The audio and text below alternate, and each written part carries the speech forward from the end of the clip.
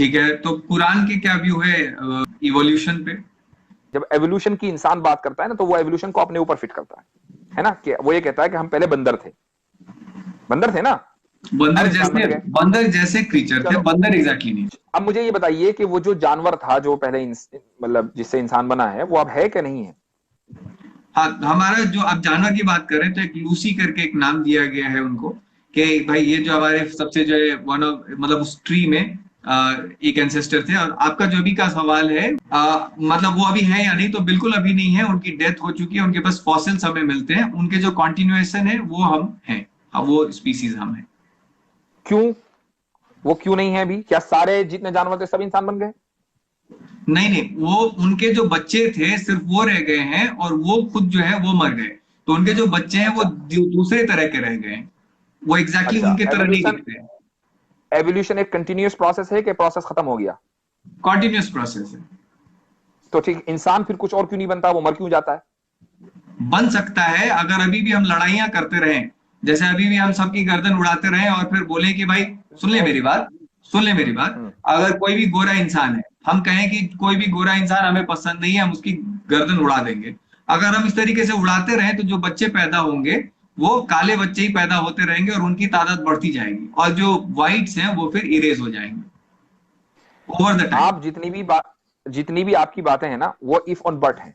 मैं ये कहता हूं कि सारे इंसान तो नहीं मर रहे, यानी जंग में सारे इंसान तो जंग में नहीं मर रहे हैं। एक बड़ी तादाद ऐसी है जो बगैर जंग के पीसफुली जिंदा है। आप भी जिंदा है, मैं भी जिंदा हूं ना। मैंने कोई जंग देखी ना शायद आपने देखी होगी, जहां तक मेरा अंदाज, मैंने तो नहीं देखी। तो इसका मतलब मेजोरिटी उन लोगों की जो जंगों के का विक्टिम नहीं है। ठीक है। तो अब अगर एवोल्यूशन हमसे पहले, इतना पहले हो चुका कि हम वट एवर जानवर, आप उसे बंदर कहें, बंदर जैसा कहें, हम वहां से इंसान बन गए, तो अब इंसान को भी तो कुछ और बनना चाहिए था ना। वो क्यों नहीं बना अभी तक? एक तो एग्जाम्पल हो कि भाई इंसान शेर बन गया, इंसान गधा बन गया, है ना, उल्लू बन गया, कुछ तो हो। यानी बंदर से इंसान बनना तो नजर आया, इंसान से कुछ और बनना नजर नहीं आ रहा। ये कैसा एवोल्यूशन है? जी, मैं बताता हूँ आपको। आपने कई बार देखा होगा ऐसे बच्चे पैदा होते हैं जिनका जो दिल होता है वो बाहर निकला रहता है, वो बाहर धड़कता रहता है। ऐसे बच्चे देखे होंगे जिनके हाथ ही नहीं होते, पांव ही नहीं होते। ऐसे भी बच्चे होते हैं जिनके छह है, हमारे यहाँ ऋतिक रोशन है, उसकी छह उंगलियां हैं। तो ऐसे जो है क्रीचर्स पैदा होते रहते हैं ऑल ओवर द आप टाइम। इस आप इनको क्रीचर मानते हैं कि ह्यूमन मानते हैं? ऋतिक रोशन जो है वो क्रीचर है कि ह्यूमन है? वो वो तब तक ह्यूमन है जब तक उसके साथ दूसरे ह्यूमन के साथ अगर उसके बच्चे पैदा हो सकते हैं, तब तक वो ह्यूमन है। जब वो ऐसा हो जाएगा जब उसके बच्चे पैदा नहीं हो सकते ह्यूमन के साथ, तो उसको नया स्पीसीज कहते हैं। तो ऐसा मुझे कोई इंसान बताइए कि जो इंसान था लेकिन अब वो ह्यूमन नहीं है। तो आप जो इंसान को शेर बनते हुए नहीं देख रहे हैं या किसी और क्रीचर में बनते हुए नहीं देख रहे हैं, क्योंकि आपकी जो जिंदगी है ना वो इतनी छोटी सी है, और ये जो कायनात है वो उसकी जिंदगी इतनी बड़ी सी है। तो जब आपकी बहुत जिंदगी अच्छा। इतनी लंबी होती तो आपको नजर आ जाता कि ऐसे ऐसे जो ये क्रीचर इसमें कन्वर्ट हो रहा है। लेकिन आपके सवाल का मैं एक और जवाब दे दूं, फाइनल जवाब दे देता हूं। एक क्रीचर है, एक स्नेल है, वो मैं आपको जगह अभी भेज दूंगा। एक खलीली नाम है उन साइंटिस्ट का। उन्होंने एक क्वांटम थ्योरी और इवोल्यूशन पे एक प्रोग्राम बनाया है, जिसमें वो एक जगह पे, एक आइलैंड पे गए हैं। वहां पे एक स्नेल होता है। जो स्नेल है उसके बॉडी में एक काला रंग का एक मतलब लाइन रहता है, जैसे इस तरीके से एक लाइन रहता है, आपने कार के ऊपर एक लाइन देखा उस तरह का। तो वहां पे जो चिड़िया होते हैं ना, वो जो सफेद होते हैं जिनके ऊपर लाइन नहीं होता है, उनको वो कंफ्यूज नहीं कर पाते, उनको डिटेक्ट कर लेते हैं और उनको उठा लेते हैं और उनको गिराते हैं, उनका मांस खा जाते हैं। लेकिन जिनके ऊपर वो लाइन रहता है उनको डिटेक्ट नहीं वो कर पाते। तो उसका कहने का मतलब ये कि हम आंखों के सामने इवोल्यूशन होते हुए देख रहे हैं कि जो सफेद वाले हैं वो ज्यादा मर रहे हैं, और वो उनके बच्चे नहीं पैदा हो रहे, तो वो इवोल्यूशन से बाहर हो रहे हैं। और जो लोगों का वो लाइन है वो लोगों के बच्चे ज्यादा पैदा हो रहे हैं। तो इवोल्यूशन को हम अपने आंखों से देख सकते हैं। मैं उसका रेफरेंस आपको भेज दूंगा। एक तो ये बात बगैर रेफरेंस की, और जब तक कि जाहिर पूरा कॉन्सेप्ट अभी क्लियर नहीं है, बात इंसान पर आ जाए। आपने ये कहा कि चूंकि हमारी उम्र इतनी नहीं है, हम जल्दी मर जाते हैं, तो हम किसी इंसान को किसी दूसरी चीज में एवोल्यूशन के प्रोसेस के थ्रू जाते हुए नहीं देखते। यही मेरा जवाब है कि क्या आपने हम लोगों को बंदर देखा था कि हम बंदर थे, उसके बाद अचानक इंसान हो गए? आपने खुद देखा? वही मैं बता रहा हूँ कि बंदर का हमने नहीं देखा। सामने में जो है ये जिस जिस चीज की मैंने बताई आपको वो है। मैं और ऐसे मतलब ये मैं आपको बता, ये लाइव एग्जांपल है, मतलब अभी हम इसको जो ऑब्जर्व करते लोग हैं। जो लोग जो लोग एवोल्यूशन को मानते हैं, दरअसल वो कंफ्यूज्ड हैं। क्यों? इसलिए कि वो एवोल्यूशन को, सुनिए मेरी बात सुन लीजिए, वो एवोल्यूशन को बगैर देखे मानते हैं। आपने अपने आप को या मुझे या किसी भी दूसरे इंसान को जिसको आप ये कहते हैं कि वो बंदर था, उसको बंदर नहीं देखा। आप खुद देखते हैं अपनी आंख से कि वो एक इंसान से पैदा हुआ है, ठीक है। दूसरे कि आप किसी एक इंसान को पूरी दुनिया में ये पिन पॉइंट नहीं कर सकते कि भाई ये बंदर था, या आप किसी ऐसे इंसान को नहीं जानते कि जो बंदर था, किसी भी एक इंसान को नहीं। एक आप सिर्फ इस पे बिलीव करते हैं। नहीं, हमें तो सुने, हमें नजर तो आता है कि जो हड्डियां मिलती मैं अपनी बात मुकम्मल कर लूं। जबकि जो लोग एवोल्यूशन की थ्योरी पर बिलीव करते हैं वो हर चीज को ऑब्जर्वेशन के बाद बिलीव करते हैं। एक तरफ तो आप ये कहते हैं कि हम अल्लाह को इसलिए नहीं मानते कि हम ऑब्जर्व नहीं कर सकते, दूसरी तरफ आप एवोल्यूशन को बगैर ऑब्जर्व किए मानते हैं। नहीं, हम बिना ऑब्जर्व किए हुए नहीं मानते। हमारे पास बकायदा उनके प्रूफ्स हैं, उनके फॉसिल्स हैं। उन हड्डी के बेसिस पे जो है मानते हैं कि ये इस तरीके से इवॉल्व हुआ होगा। अगर और आपका एवोल्यूशन का एविडेंस ऋतिक रोशन की छठी उंगली है, तो इससे आप अंदाजा लगा लीजिए कि वो एविडेंस कितना कमजोर है। कमजोर नहीं, वो तो बहुत स्ट्रॉन्ग एविडेंस है। दूसरा केस बना दिया। आप मुझे बताएं, अल्लाह को जो है क्या पड़ी है कि किसी को 6 उंगली बना दें, ठीक है, किसी को गे बना देते हैं।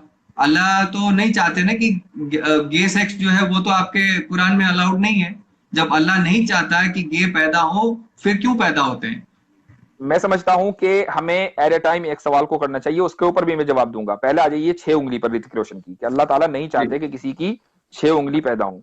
अल्लाह ने चाहा जब भी तो 6 उंगली हुई है, अगर न चाहते तो उसकी 5 ही होती। मैं ये कहता हूं कि हमारी नाक यहां पर है, ठीक है। अगर सारी दुनिया की नाक उसके पीछे होती ना, और एक आदमी की नाक सामने होती, तो सब उससे पूछते कि तुम्हारी नाक सामने क्यों है?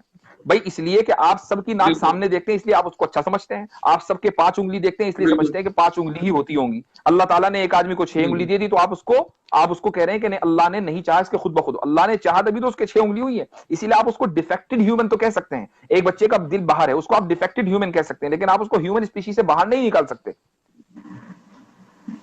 मैं नहीं निकाल रहा बाहर, मैं तो कह रहा हूं कि अगर उनके बच्चे पैदा हो सकते हैं ह्यूमन स्पीसीज के अंदर, तो वो ह्यूमन ही है। जब नहीं पैदा हो सकते, तो या तो वो ह्यूमन से आगे की चीज है, खैर कुछ भी, वो अलग की चीज है। आपने उसकी एग्जांपल दी, इसलिए मैं उस पर आ रहा हूं। आपने चूंकि ऋतिक रोशन की उस बच्चे की जिसका दिल बाहर होता है, उसमें उसकी एग्जांपल आपने एवोल्यूशन के तहत दी है, इसलिए मैंने उसका जवाब दिया। जी, मैं बता रहा हूँ, इवोल्यूशन ऐसे ही होता है जैसा हम अपने आंखों से देखते हैं कि किसी के 6 उंगली पैदा हो गए, किसी का जो है टांग नहीं है, किसी का मतलब इस तरह के एक्स्ट्रा फीचर्स है। अब उससे अगर किसी को फायदा हो रहा है, मान लें कि आज हमारी लड़ाई हो रही होती, सब जो एक दूसरे को मार रहे होते, और किसी का हाथ ऐसा पैदा होता कि वो मतलब इतना बड़ा होता कि किसी को एक मुक्का मारे वो मर जाए, तो उसके बच्चे ज्यादा पैदा होंगे, क्योंकि वो जो है अपनी जो है जात को फैला पाएगा। तो इवोल्यूशन ऐसे ही होता है कि वो एक दोबारा बोलिए। एक आदमी अगर बहुत मजबूत ताकतवर है कि एक मुक्का मारेगा सब मर जाएंगे, तो उसके बच्चे ज्यादा होंगे? बिल्कुल, क्योंकि वो दूसरे को हटाता जाएगा। आप देखें, जी हाँ, आप देखें, अभी देखें फिजिकल स्ट्रेंथ और सेक्सुअल स्ट्रेंथ में फर्क है कि नहीं है? वरना तो कमजोर लोगों के बच्चे ही ना हो।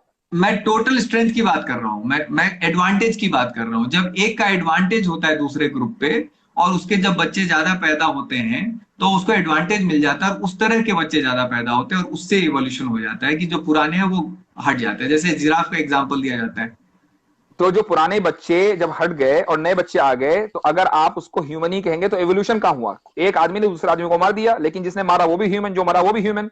हाँ, मारने के बाद अगर जो मारने वाला है वो बंदर बन गया, अब आप कहेंगे जी एवोल्यूशन हो गया।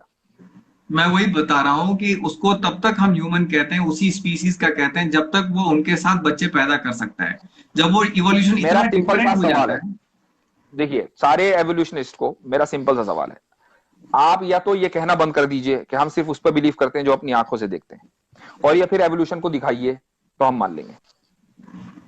जी, तो उस पर मैं ये जवाब दे रहा हूं कि जो आप जो प्रूफ की बात कर रहे हैं वो इन्फरेंस ही होता है। हम तो इतनी हमारी जिंदगी है नहीं, तो हम उस चीज को तो देख नहीं सकते। हम जो है अब मैं जब आप एवोल्यूशन को कुछ साइंटिस्ट के बताए हुए फैक्ट्स की बुनियाद पर इसलिए मानते हैं कि ये साइंटिस्ट अपनी फील्ड में स्पेशलिस्ट है, तो आप एक अनसीन चीज को पर बिलीव करते हैं। तो एक वो इंसान के जो अनसीन जो दीन है उसके बारे में स्पेशलिस्ट है, अगर वो आपको इंफॉर्मेशन दे रहा है तो आप फिर वहां लॉजिक और ऑब्जर्वेशन का सवाल क्यों करते हैं?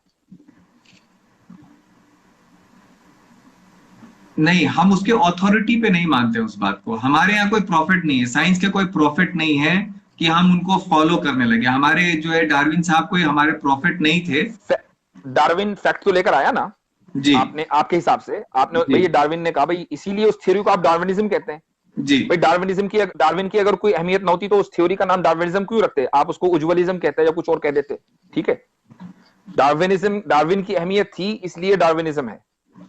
ठीक उसने है, लेकिन आपको आपके हिसाब से, उसने आपको आपके हिसाब से फैक्ट्स दिए, आपने उसको मान लिया, फैक्ट्स को चाहे वेरीफाई ही किया, चाहे जी वेरीफाई किया। वेरीफाई किया। रसूलुल्लाह जी रसूलुल्लाह सल्लल्लाहु अलैहि वसल्लम ने हमें कुरान दिया, हमने वेरीफाई किया, हमने कहा कि ये अल्लाह की किताब है, चूंकि इंसान इस जैसे नहीं लिख सकता, हमने अल्लाह को मान लिया। अब बताइए कहां गलत है? जो आपका वेरिफिकेशन का सिस्टम है और जो साइंस का वेरिफिकेशन का सिस्टम है वो अलग है। मैं दो बातें बता दूं। आप कुरान का नाम क्या चेंज करना कभी कबूल कर पाएंगे? कुरान का अगर मैं नाम चेंज कर दूं, आप कभी कबूल नहीं इसलिए कि करेंगे।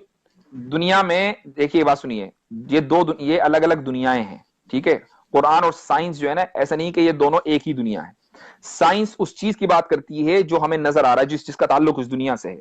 यही वजह है कि साइंस, जब आप अपने सोलर, मैं गैलेक्सी यूनिवर्स की बात नहीं कर रहा हूं, मैं इस सोलर सिस्टम की बात कर रहा हूं। सोलर सिस्टम से बाहर साइंस निकली, उसने गलती की। अभी तो हम ये तय नहीं कर पाए कि हमारे सोलर सिस्टम में प्लेनेट कितने, कभी 9 हो जाते, कभी 7 हो जाते, कभी 8 हो जाते हैं। अरे जब हम अपना सोलर सिस्टम नहीं समझ पाए, तो वो जात के जिसने इस पूरी कायनात को, जिसके अंदर हंड्रेड्स ऑफ थाउजेंड बल्कि मिलियंस ऑफ मिलियन गैलेक्सीज हैं, उसको बनाया, तो साइंस उसके बारे में कैसे फैसला करने की अथॉरिटी रखती है? साइंस में देखिए, साइंस एक्नॉलेज करता है कि उसे बहुत सारी चीजें नहीं पता है, और वो जैसे जैसे आगे बढ़ेगा, जैसे जैसे प्रोग्रेस करेगा, उसे नई चीजें पता होती जाएंगी।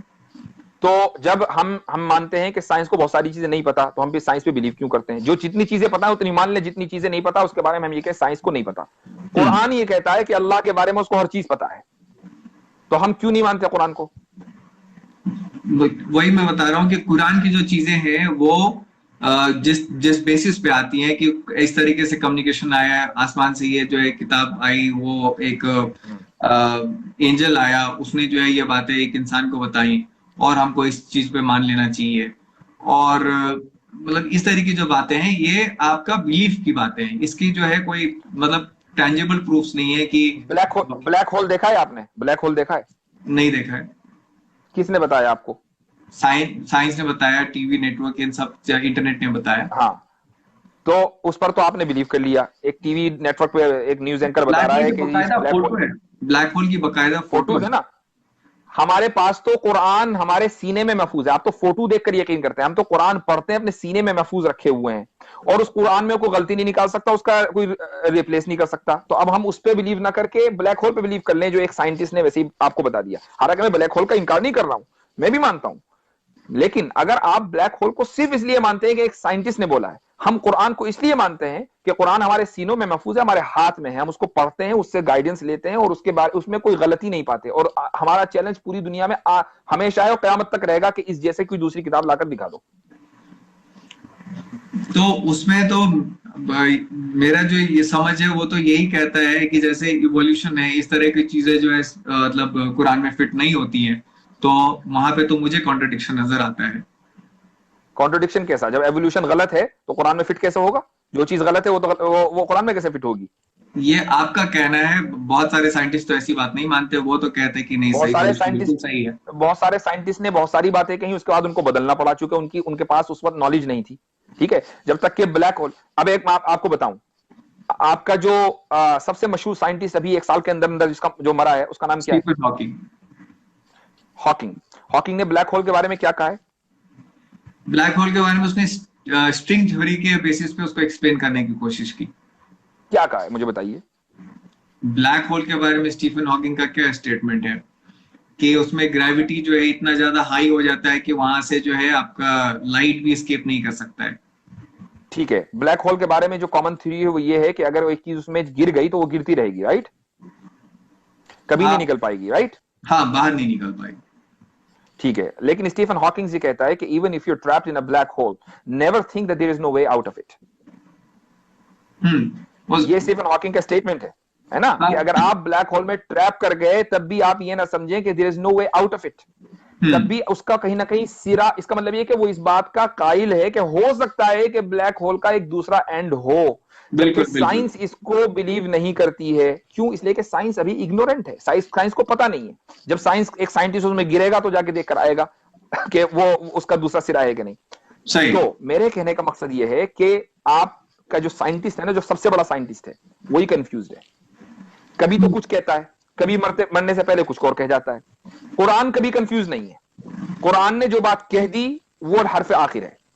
अब वो जब रेवोल्यूशन बंद हो गया, वही मुकम्मल हो गई, कुरान मुकम्मल हो गया, अब उसमें कोई तब्दीली नहीं होगी, कोई उसमें तहरीफ नहीं होगी, कोई डिस्टोर्शन नहीं होगा, ना जबर जेर बनेगा ना जेर जबर बनेगा। सही है, मैं आपकी बात समझ गया। मैं अपनी बात कह दूं कि साइंस जो है वो नहीं कहता कि वो एक रिलीजन है और वो उसको एक प्रॉफिट के थ्रू नाजिल हुआ है और वो जो बात कहता है वो फाइनल है। इसीलिए इवोल्यूशन को भी इसके साथ भी थ्योरी शब्द जुड़ा हुआ है, क्योंकि वो ये नहीं कहता कि एक प्रॉफिट के थ्रू आया है। थ्योरी सही भी हो सकती है, गलत भी हो सकती है, और जो चीज सही और गलत हो उसको आप ये तो कह सकते हैं कि हाँ भाई हो सकता है ठीक हो, लेकिन आप उसमें बिलीव नहीं कर सकते। हम बिलीव फैक्ट्स के बेसिस पे करते हैं कि जितने ज्यादा हमें डेटा मिलती जाती है उसके बेसिस पे। आप सुन ले मेरी बात। अभी तो आप ये कह रहे हैं कि एवोल्यूशन थ्योरी है।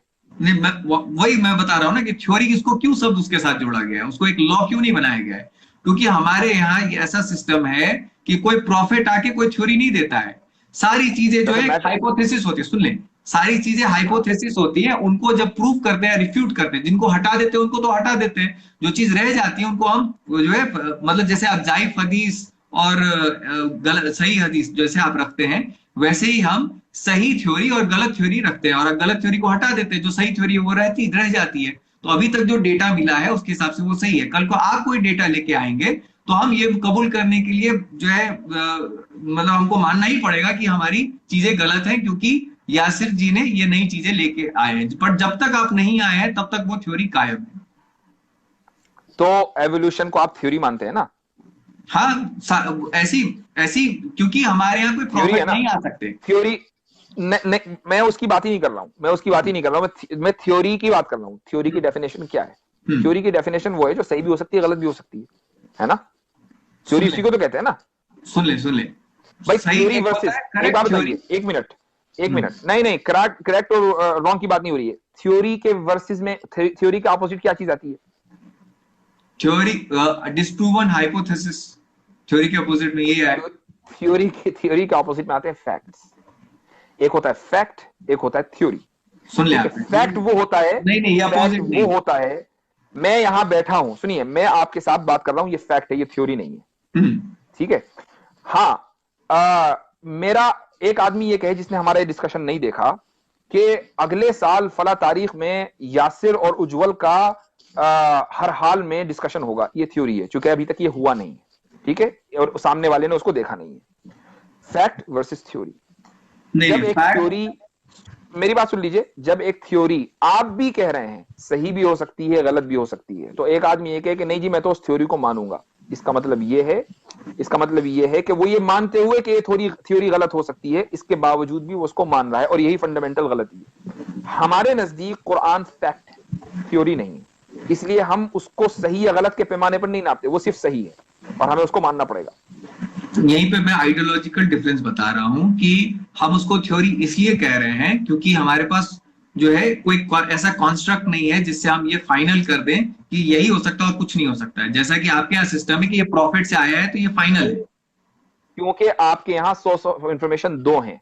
जब आपने तीसरे सोर्स ऑफ इंफॉर्मेशन को एलिमिनेट कर दिया तो आप कभी भी कुरान को साइंस केस नहीं समझ सकते, क्योंकि साइंस जो है वो कुरान को इवैल्यूएट करने के लिए नहीं आई। साइंस आई है मेरी और आपकी दुनिया को इवैल्यूएट करने के लिए, ठीक है? वो अल्लाह को इवैल्यूएट करने के लिए नहीं आई। सोर्स ऑफ इंफॉर्मेशन दो नहीं है, तीन है। यही बुनियाद से, यहां से बुनियाद है।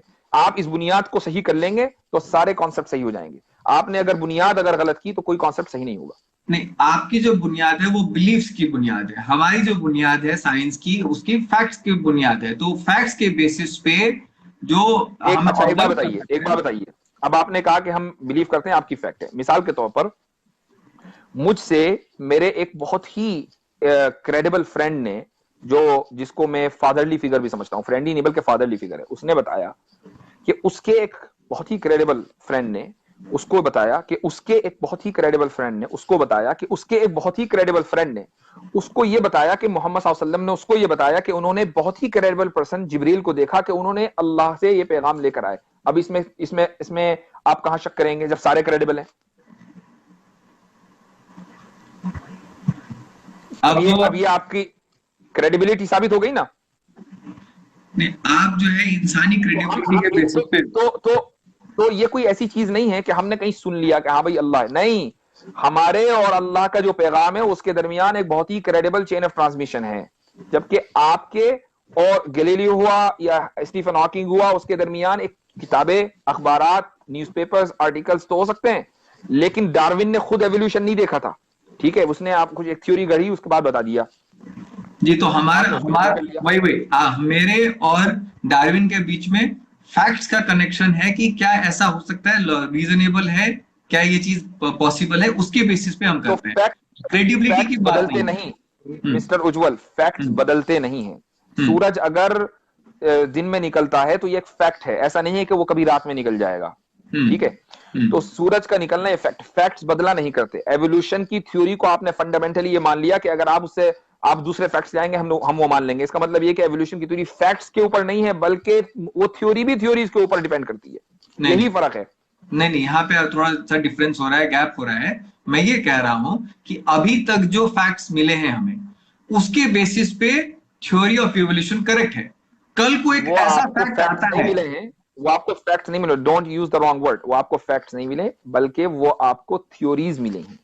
उन थ्योरीज की बुनियाद पर आपने ये बिलीव कर लिया कि भाई एवोल्यूशन एक चीज है, चिड़िया का नाम है। सुने, बिलीव आप भी करते हैं, आप ऐसा नहीं करते आपके यहां बिलीव नहीं है। बिलीव तो आप भी करते हैं ना, आप बिलीव करते हैं कि नहीं उज्जवल मौजूद है दुनिया में, या ये बिलीव नहीं है? ये मेरे समझ से तो अभी फैक्ट है, और जो थ्योरी की आप बात कर रहे हैं फैक्ट है ना, फैक्ट है ना। क्या ये गलत हो सकता है? क्या उज्जवल का इस वक्त मौजूद होना गलत हो सकता है? उज्जवल का मौजूद होना तभी गलत हो सकता है कि हम एक कंप्यूटर सिमुलेशन में हो, हम एक कंप्यूटर सिमुलेशन में हो। नहीं, मैं आपसे बात करने को नहीं बात कर रहा हूं। उज्जवल का इस वक्त एग्जिस्टेंस दुनिया में एक फैक्ट है आपके नजदीक, ये गलत हो सकता है या नहीं? ये वही मैं कह रहा हूं कि अगर एक थ्योरी है कंप्यूटर सिमुलेशन थ्योरी, जिसके अंदर जो पूरा दुनिया है वो एक वीडियो गेम की तरह है और वो एक सिमुलेशन चल रहा है, एक थ्योरी है, तो उसके एग्जिस्टेंस तो है ना, एग्जिस्टेंस को भी नहीं मानते आप? हाँ, तो यहाँ पे जो फैक्ट है उसके बेसिस पे मैं अगर उस कंप्यूटर सिमुलेशन में भी हूं तो मैं हूं, ठीक है। अब ठीक है, अब आपने कहा कि भाई ये फैक्ट है कि उज्जवल जो है इस दुनिया में मौजूद इस वक्त है, ठीक है, ये फैक्ट है, ये गलत नहीं हो सकता, चाहे उसको वीडियो गेम कुछ भी कहने, वो गलत नहीं हो सकता। एवोल्यूशन को आप ये कहने कि वो गलत हो सकता है, तो इसका मतलब ये है कि आपका जो एग्जिस्टेंस, ये जो फैक्ट है, ये अनडिनाइबल है, और एवोल्यूशन जिसको आप फैक्ट मान रहे हो, मैं थ्योरी मान रहा हूं, वो डिनाइबल है। तो जो चीज डिनाइबल है उसमें आप यकीन करें, और जो अनडिनाइबल है उसमें आप यकीन ना करें। कुरान अनडिनाइबल है, उसमें आप यकीन ना करें, ये तो एवोल्यूशन आप यकीन कर लें। ये क्या बात है जनाब? ये तो आप कह रहे हैं ना, ये तो जिब्राइल आके मुझे नहीं कह रहा है। मैं जो बात कह रहा हूं, जिब्राइल आपसे नहीं कहेंगे, जिब्राइल आपसे नहीं कहेंगे। जिब्राइल ने the most credible human being of earth मोहम्मद सल्लल्लाहु अलैहि वसल्लम को बताया, उन्होंने अपने 1 लाख कंपेनियंस को बताया, 1 लाख ने 10 करोड़ लोगों को बताया, 10 करोड़ ने 20 करोड़ को बताया, सारे क्रेडिबल हैं। अब बताइए क्या गलत हुआ? ये चीज इसके लिए किसी outer space source of information की जरूरत नहीं है इस चीज को जानने के लिए कि कुरान इस दुनिया में आया है, बल्कि जो तरीका एक इंफॉर्मेशन को जानने का, आप अखबार यानी न्यूज देखते हैं आप, तो न्यूज कोई चीज दुनिया में हो रही है, आप कैसे बिलीव करते हैं भाई? इसलिए कि एक एनडीटीवी एक क्रेडिबल चैनल है, वो बता रहा है कि दुनिया में हुआ है फला हादसा, तो आपने मान लिया। तो इसी तरीके से ये जो चैनल है पूरा, ये क्रेडिबल है हमसे लेकर आप सल्लल्लाहु अलैहि वसल्लम तक के, और उसमें कहीं कोई फर्क नहीं है। हर एक ने बताया कि ये कुरान है, हर एक ने बताया कि कुरान का पहला चैप्टर ये सूरत है, हर एक ने बताया कि पहला चैप्टर यहां से शुरू होगा, किसी ने इसका उल्टा नहीं बताया। तो अब आप इसको क्यों नहीं मानते? वो क्रेडिबिलिटी हम कैसे मान लें कि वो बंदा जो कह रहा है वो सही कह रहा है, और जो गलत कहने वाला बंदा था उसकी गर्दन ना उड़ा दी गई हो, वो बोल ना पाया हो, इसको हम कैसे मान लें? इसलिए कि एक बात बताइए कि दुनिया में अगर 1 करोड़ लोग हैं, ठीक है, 1 करोड़ लोग हैं, और सब एक बात कह रहे हैं, तो क्या पॉसिबली सारे झूठ के ऊपर एग्री कर सकते हैं? बिल्कुल कर सकते हैं। कैसे? कोई ना कोई कहीं ना कहीं तो लीक होगा ना, कहीं ना कहीं तो मैं लीक आपको एक होगा। एग्जांपल दे दूं। अगर अगर ऐसा होता, अगर सारे एग्री करते तो फेक न्यूज का कॉन्सेप्ट दुनिया में नहीं आता। हम जो समझ लेते हैं ना कि ये फेक न्यूज है, सोशल मीडिया पे एक वीडियो चला दी, कुछ लोगों ने यकीन किया, उसके बाद सब लोगों ने कहा कि नहीं नहीं नहीं फेक न्यूज है। चंद महीनों के नहीं, चंद दिनों के अंदर पता चल जाता है कि न्यूज फेक है कि ऑथेंटिक है। कुरान के बारे में हजरत मोहम्मद सल्लल्लाहु अलैहि वसल्लम से लेकर आज तक मिलियंस नहीं billions of billion human being इस बात पर एग्री करते हैं कि सूरह फातिहा पहला चैप्टर है, उसका पहला लफ्ज अल्हम्दु है। किसी मुसलमान ने ये नहीं कहा कि नहीं नहीं मेरे पास इंफॉर्मेशन गलत है, असल में सारे मुसलमान झूठ बोल रहे हैं, मैं सच बोल रहा हूं, कोई एक मुसलमान लाकर दिखाइए। तो जब इंफॉर्मेशन कंसिस्ट, इसी को कहते हैं कंसिस्टेंसी। आप किसी फेक न्यूज को कैसे वेरीफाई करते हैं? आप देखते हैं कि भाई एक जी न्यूज ने एक खबर चलाई और उसके मुकाबले में एनडीटीवी ने खबर चलाई। आपने कहा भाई एनडीटीवी जो है ना वो ज्यादा मोतबर है और जी न्यूज जो है वो कम मोतबर है। मैं भक्तों की बात नहीं कर रहा हूं, मैं आम बात कर रहा हूं। तो जी न्यूज ने कहा कि जी जी न्यूज कम मोतबर है, इसलिए आपने कहा भाई ये फेक न्यूज है, कॉन्ट्रडिक्शन हो रहा है, हम एनडीटीवी की बात मानेंगे। इसका मतलब ये हुआ कि आप किसी भी न्यूज को जांचने के लिए क्रेडिबिलिटी मेयार है, ठीक है, क्रेडिबिलिटी मेयार है। अच्छा, अब क्रेडिबिलिटी दो तरीके से होती है। नंबर एक, या तो ये कि एक आदमी हो और आपने उसको कभी झूठ बोलते हुए नहीं देखा हो, तो आपको हर हाल में मानना पड़ेगा भाई जब उसने कभी झूठ नहीं बोला तो आज ही क्यों बोलेगा। एक तो तरीका ये है, या ये कि वो इतनी बड़ी तादाद हो कि जो पॉसिबली झूठ के ऊपर एग्री ना कर सकती हो। इस्लाम का जो कुरान हम तक आया है वो दोनों तरीके से आया है। मोहम्मद सल्लल्लाहु अलैहि वसल्लम को कभी उनके दुश्मनों ने झूठ बोलते हुए नहीं देखा, तो वो आप क्यों झूठ बोलेंगे? और मोहम्मद सल्लल्लाहु अलैहि वसल्लम ने वो किताब इतनी बड़ी तादाद को दी कि जो पॉसिबली झूठ के ऊपर एग्री नहीं हो सकती, तो अब झूठ उसको आप क्रेडिबल क्यों नहीं मानते? बात ये है। ठीक है, ये आपका जो है सोचने का तरीका है, बट मेरा सोचने का तरीका इसके ऊपर ये है कि मैं तो दो चीजें देखता हूँ। मैं तो जैसे आपको आपके साथ में बात कर रहा था पहले कि उस समय जो लोगों की सोचने की शक्ति थी, उस समय जो है प्रॉफेट मोहम्मद को लगा हो कि भाई इनको जो है अभी समझ में नहीं आएगा, मुझे अल्लाह का जो है बात इनको कहना पड़ेगा कि ये जो मैं चीजें कह रहा हूँ इनके भलाई के लिए कह रहा हूँ। लेकिन अगर मैं कह दूं कि अल्लाह नहीं है तो ये मेरे बातों पे विश्वास नहीं करेंगे, एक दूसरे को मार काट के ये मर जाएंगे। इससे बेहतर है कि आपका ये उनको। सोचना आपका ये सोचना फैक्ट है कि थ्योरी? मेरा ये सोचना थ्योरी। गलत हो सकती है, सही भी हो सकती है ना? बिल्कुल बिल्कुल बिल्कुल, ठीक 100%। है, हम जो कह रहे हैं वो फैक्ट है, इसलिए कि उसकी एक चेन है, पूरा चैनल है। तो आपकी थ्योरी तो सही हो चुकी है, आपको ऐसा लग रहा है, और हमारा फैक्ट गलत हो, ये तो नाइंसाफी है। नहीं, आप तो क्रेडिबिलिटी के बेसिस पे बात कर रहे हैं ना। आप तो जिब्राइल की जो पहली बात कर रहे हैं वो तो आप क्रेडिबिलिटी के बेसिस पे बात कर रहे हैं कि उसने जिसको पहली बार कहा और उसने फिर दूसरी बार जिसको कहा वो क्रेडिबल है, इसीलिए आप उसको सही मान रहे हैं। लेकिन तो अब आपको क्रेडिबल नहीं लग रहे हैं, वो झूठे लग रहे हैं ना? उसकी कोई तो दलील होगी ना। हमने ये कहा कि भाई मोहम्मद सल्लल्लाहु अलैहि वसल्लम ने कभी झूठ नहीं बोला, चूंकि उनके दुश्मनों की टेस्टिमनी उनके हक में है। यानी जब तक कि इस्लाम आप सल्लल्लाहु अलैहि वसल्लम के पास हजरत जिब्रील नहीं आए थे, 40 साल की उम्र में आए हैं, तो 40 साल जो आप सल्लल्लाहु अलैहि वसल्लम ने मक्के में गुजारे हैं, तो उनके जो कबीला था, जो वहां पर मक्के में जो लोग रहते थे, वो उनको जो टाइटल देते थे वो था अस-सादिक अल अमीन। सादिक के माने है ट्रूथफुल, अमीन के माने ट्रस्टवर्थी। ठीक है, तो जब उनको एक कॉमनली पूरी सोसाइटी के अंदर ट्रस्टवर्थी और ट्रूथफुल कहा जाता था, तो अचानक एक आदमी जो 40 साल तक कभी ना झूठ बोला हो एकदम झूठ बोल दे, वो भी इतना बड़ा, तो पॉसिबल नहीं है ना। मैं उसको इस बेसिस पे सोचता हूँ, मतलब आप मैं मान लीजिए कि अभी आपके ऊपर जो है ना एक आपके ऊपर एक हमला हो जाता है और एक आपके गर्दन पे कोई तलवार रख देता है, और आपके जो है मान ले आपके जो परिवार के लोग हैं, आपके जो दोस्त हैं, वो आपके ही कमरे में एक उसको क्या कहते हैं कबर्ड में छुपे हुए, और आपके गर्दन पे उसने जो तलवार रख दी और उसने बोला कि अब तुम सच बताओ कि कहाँ पे छुपे हुए हैं। तो अब आप वहां पे सच तो नहीं बताने जाएंगे, आप तो वहां पे झूठ बोलेंगे कि भाई वो जो है यहाँ पे है नहीं, वो तो बाहर गए हुए हैं।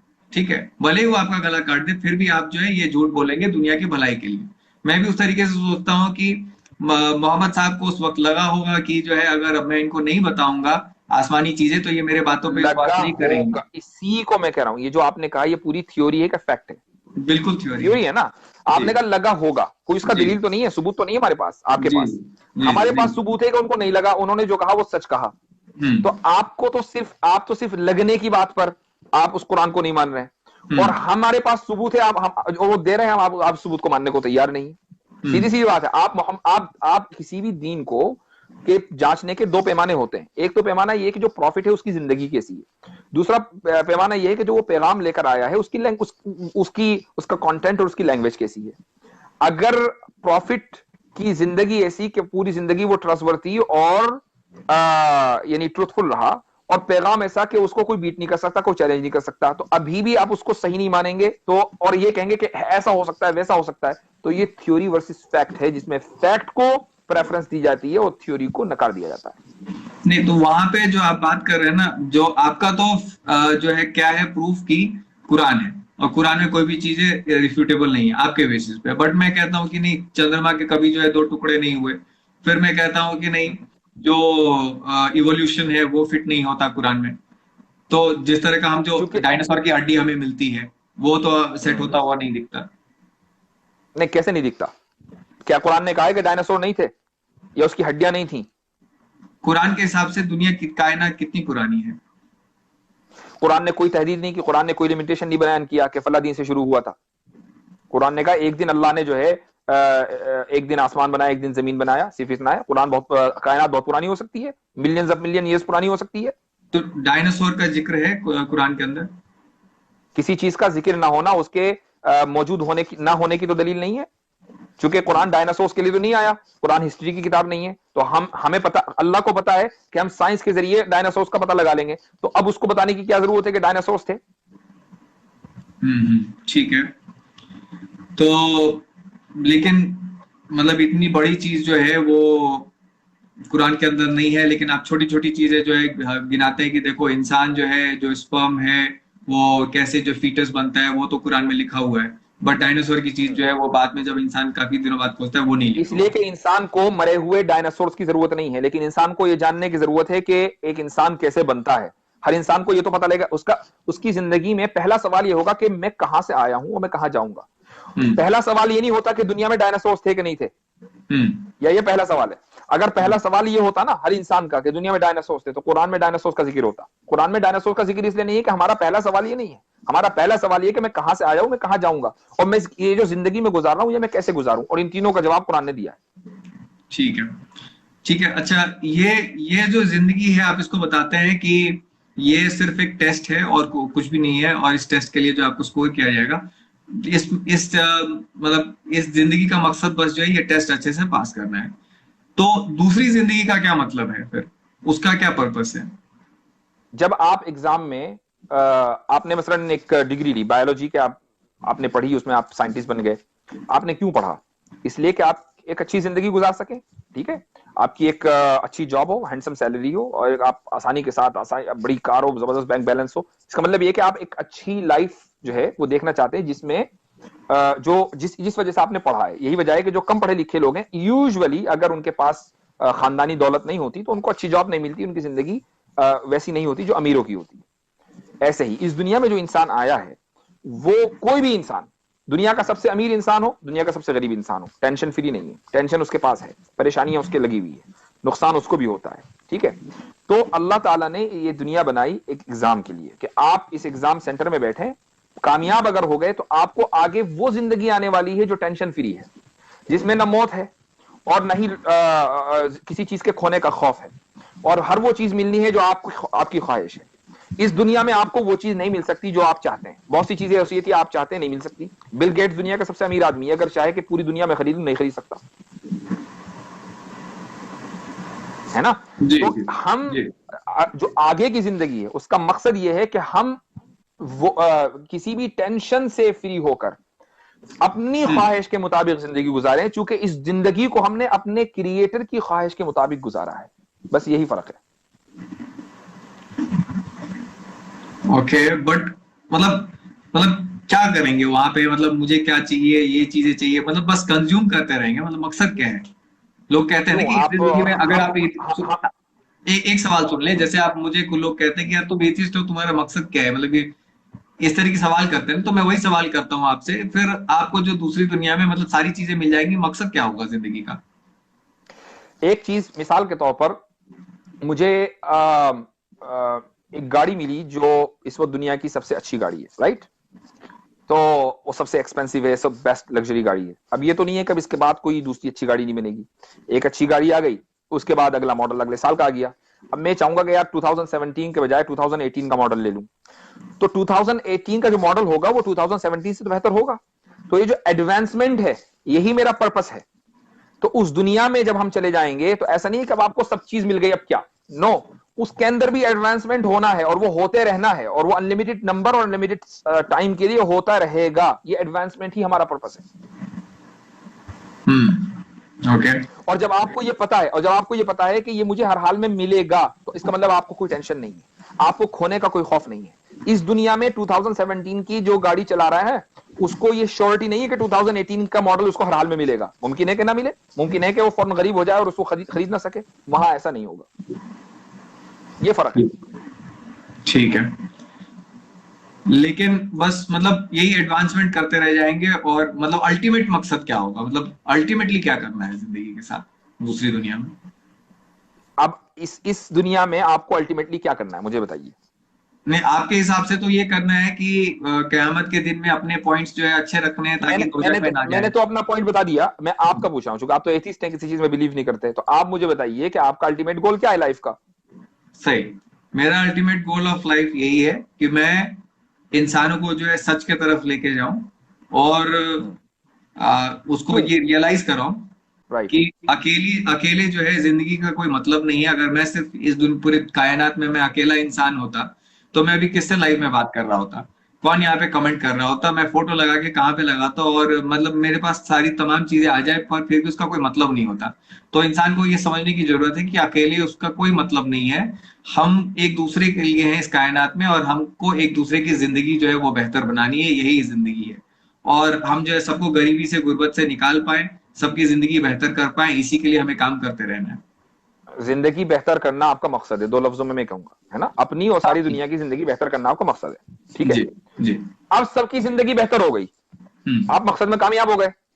अब आप पूछेंगे भाई अब मेरी जिंदगी का मकसद है, तो अब आपसे कोई ये कहेगा अब आप मर जाएं इसलिए कि आपकी जिंदगी का मकसद तो पूरा हो गया, ये तो नहीं कोई कहेगा ना। आप अगर कोई आपसे ये कहे कि उज्जवल साहब अब आप मर जाइए चूंकि सब लोग की जिंदगी बेहतर हो गई है, तो आप उसको एक मुंह पर तमाचा रसीद करेंगे कि क्या बात कर रहे हो। ऐसे ही जिंदगी बेहतर हो जाने का मतलब ये नहीं है कि अब कुछ नहीं है, ठीक है। ऐसे ही अल्लाह ताला जब हमें मरने के बाद हमें जिंदा करेंगे और जो लोग जन्नत में जाने वो जन्नत में चले जाएंगे, तो इसका मतलब ये नहीं कि अब जिंदगी में कोई मजा ही नहीं रहा। ये जो एडवांसमेंट है ना, ये भी एक मजे की चीज है। और जब आप गोल अचीव कर लेते हैं तो इसका मतलब ये नहीं होता कि अब आप चूंकि दुनिया में आने का मकसद आपका खत्म हो गया लिहाजा अब आपको फौरन मर जाना चाहिए। इसी तरीके से वहां पर भी है। तो वही जिंदगी को बेहतर करते जाएंगे आपके, वही है। जिंदगी अपने हाईएस्ट पॉइंट पर एडवांस पहुंच जाएगी, लेकिन वो एडवांस होती रहेगी।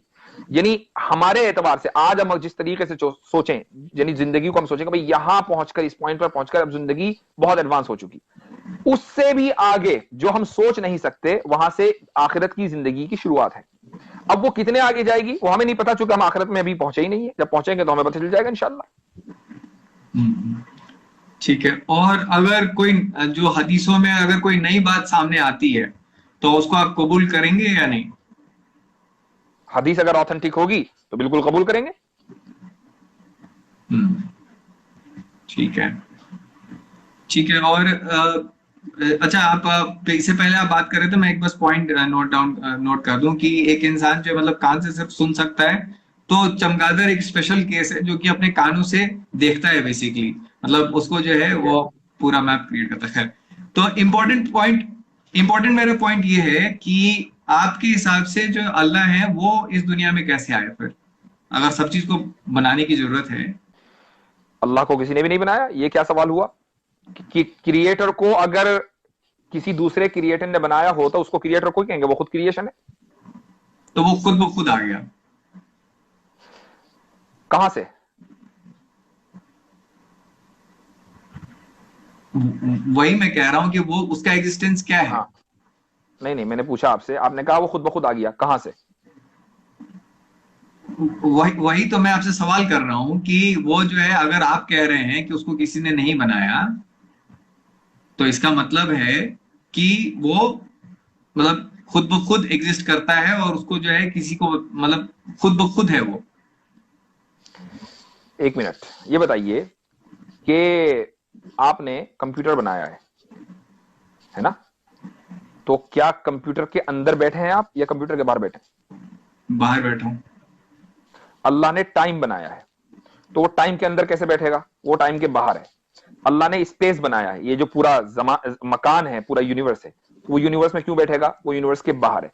तो जब वो टाइम बनाने के बाद टाइम से बाहर है, तो आप उसको ये नहीं कह सकते कि वो फला टाइम में तो था, उससे पहले नहीं था। ठीक है। जब कंप्यूटर बनाने वाला कंप्यूटर से बाहर है, तो टाइम बनाने वाला टाइम के अंदर कैसे होगा? ठीक है, तो बट उसका भी तो एक टाइम होगा ना, उसका भी तो एक स्पेस होगा जिसमें वो है। ये क्या बात हुई? अभी मैंने आपसे कहा कि जब कंप्यूटर बनाने वाला कंप्यूटर में नहीं है, तो टाइम बनाने वाला टाइम में नहीं है, टाइम से पहले है। और जब उस जो टाइम, आप उसको ये नहीं कह सकते कि भाई इतने मिलियन साल पहले अल्लाह ताला था, उससे पहले नहीं था। क्योंकि जब आप कितने भी पीछे जाएंगे, आप मिलियन बिलियन ट्रिलियन जिलियन चले जाएं, वो टाइम है। उस टाइम को बनाने वाला अल्लाह है।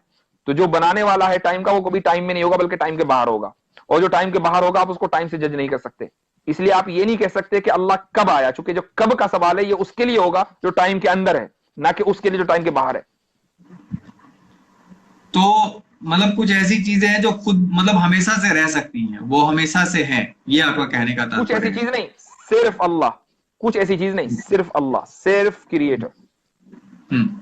मैं अगर उसी तरीके से कहूं कि ये कायनात जो है वो हमेशा से है और इसको किसी ने नहीं बनाया, तो उसमें कितने का फर्क पड़ रहा है? नहीं तो आप अगर ये ना कहें कि अगर या मगर, आप ये कहिए कि है हमेशा से। आप क्यों थ्योरी को लेकर चलते हैं? आप फैक्ट्स के ऊपर बात कीजिए ना। आप ये कहिए कि भाई ये कायनात हमेशा से है, अब हम ये कहेंगे उसकी दलील दीजिए। जनाब, साइंस जो है वो ऐसे ही चलता है, थ्योरी पे ही चलता है। अलग अलग थ्योरी दिए जाते हैं, जिसको आप रॉन्ग प्रूव कर देते हो उसको हटा दिए जाते हैं, और जो सही रह जाते हैं वो रह ठीक जाते है, हैं। तो आप ये कहिए कि भाई हमारी थ्योरी के एतबार से कायनात हमेशा से है। अब हम ये कहेंगे भाई आप दलील दो, तो आप दलील दीजिए। हम्म नहीं, मेरा जो है मेन पॉइंट आपको कहने का ये था कि जैसे खुदा हमेशा से हो सकता है, वैसे ही ये कायनात हमेशा से क्यों नहीं हो सकती है? चूंकि कायनात क्रिएटर नहीं है, कायनात क्रिएशन है। आप वरना तो ये कहना पड़ेगा जिस तरीके से कंप्यूटर बनाने वाला है, इसी तरीके से जिस दिन पैदा हुआ था उस दिन कंप्यूटर भी पैदा हो गया था। उसने बड़े होकर पढ़ाई की, उसके बाद उसने वो इंजीनियर बना, यहां तक कि उसको एबिलिटी हुई कि उसने कंप्यूटर ईजाद किया। तो ऐसा ही ये है। तो अल्लाह, कायनात हमारे लिए क्रिएटर नहीं है, क्रिएशन है। उसके लिए जरूरत है कि एक टाइम से वो शुरू हो। ठीक है, एक टाइम से वो शुरू होगा और उसी को हम क्रिएशन पॉइंट कहेंगे। अल्लाह क्रिएटर है, वो टाइम बाउंड नहीं है। ठीक है, वो टाइम बाउंड नहीं है कि मतलब आपके समझ से जैसे अल्लाह का कोई शेप नहीं है, अल्लाह का कोई ड्राइंग नहीं है, पेंटिंग नहीं है, लेकिन अल्लाह जो है उनको गुस्सा भी आता है, वो सोचते भी हैं, तो ये कैसे है, ये कैसे फिट होता है? ये किसने कहा कि अल्लाह सोचते हैं? ये तो हमने नहीं कहा कभी। उन्हें गुस्सा आता है, खफा होते हो? गुस्सा जो है, ये हम उसको ट्रांसलेट करते हैं।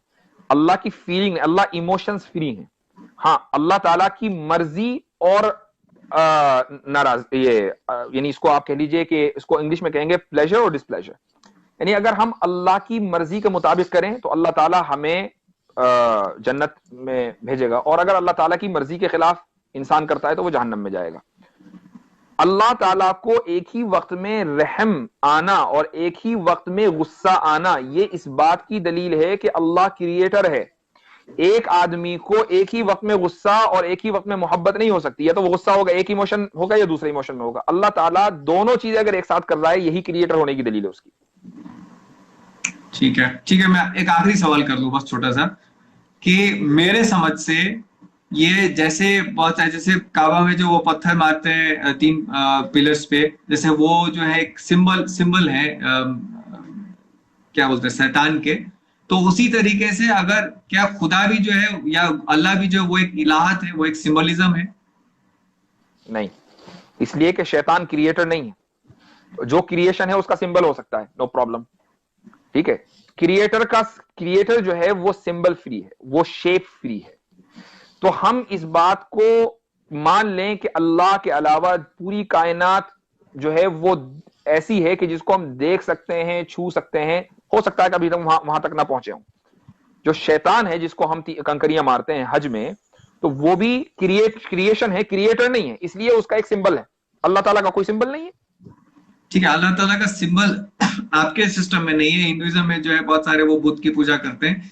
खैर, मेन पॉइंट ये है कि आप ये कह रहे हैं कि अल्लाह का कोई शेप नहीं है और वो सबसे फ्री है, लेकिन वो एक फिजिकल किताब जो है वो भेज सकते हैं। मतलब वो सोचते हैं, मतलब किसी लेवल पे तो वो सोचते हैं ना, कुछ करते हैं, दिमाग में उनके कुछ चलता है। अल्लाह ताला की ये जो कलाम आया है, ये अल्लाह ताला का कैरेक्टरिस्टिक है। ठीक है, अल्लाह का कैरेक्टरिस्टिक है ये, अल्लाह ताला का। और ये जो यानी जो पूरी कायनात है, ये अल्लाह ताला का क्रिएशन है। दोनों में आप इसको फर्क कीजिए। ठीक है, कैरेक्टरिस्टिक है, लेकिन उन्होंने ये लिटरल शब्द जो है जिब्राइल के थ्रू जो भेजे, वो तो मतलब लिटरली कुछ कहा, अल्लाह ने किसी को कुछ कहा और फिर भेजा ना। मतलब वो एक इंसान की तरह बात करते हैं। नहीं, ये क्या जरूरी है कि इंसान की तरह बात करें? क्या बात करना सिर्फ इंसान के साथ लिमिटेड है? क्या जानवर बात नहीं करते? इंसान के साथ तो लिमिटेड नहीं है ना। तो इसका मतलब ये कि जो इंसान नहीं है वो भी बात कर सकता है। तो अल्लाह ताला जो इंसान नहीं है बल्कि इंसान का खालिक है, क्या वो बात नहीं कर सकता? ठीक है, लेकिन वो बात करते हैं। मतलब उन्होंने जो है जिब्राइल को कुछ कहा, जिब्राइल ने आके फिर जो है मोहम्मद साहब को कुछ कहा। ठीक है, मतलब यही सोच है मतलब। बिल्कुल बिल्कुल, अल्लाह ताला ने पैगाम भेजा जिब्राइल के जरिए, जिब्राइल ने वो पैगाम लेकर आए आप सल्लल्लाहु अलैहि वसल्लम के पास। जी, ठीक है, ठीक है। धन्यवाद यासिर साहब, आपने इतना जो है वक्त दिया हमें। बहुत ही हम टाइम से आगे चले गए और फिर भी जो है आपने समय दिया, तो बहुत बहुत शुक्रिया। शुक्रिया बहुत बहुत। जी, इंशाल्लाह फिर see you बात again। करेंगे आपसे। धन्यवाद बहुत जरूर। बहुत। जी, टेक केयर, बाय बाय।